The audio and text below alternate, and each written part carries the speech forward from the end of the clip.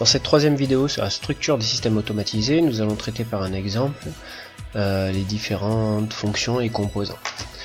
Alors, fonction acquérir. Fonction acquérir, on va voir ici le composant qui est un bouton, hein, donc l'interface homme-machine, c'est le terme qui est des fois employé pour cela, ou de la même manière, hein, lorsque la porte se referme, que l'on va avoir ici, donc la porte automatisée du garage se referme, on a des capteurs qui permettent de détecter la présence de personnes ou pas, donc ça ce sont des capteurs tout ou rien.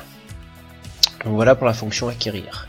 Ensuite, une fois que la fonction a été acquérie, pour traiter, on a sur cet exemple là un automate programmable.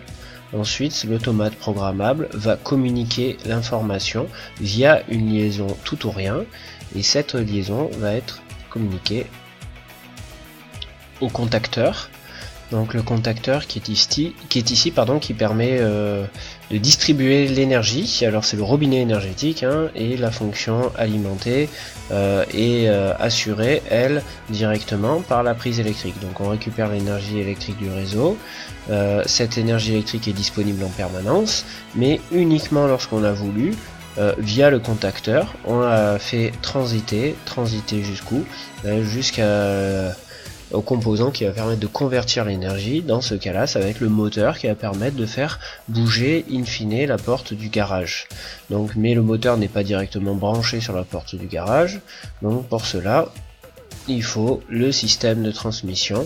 On va trouver ça très régulièrement dans les mécanismes, réducteur à engrenage, voilà, et ensuite ce qui permet d'agir sur la matière d'œuvre, c'est directement le composant qui apparaît ici.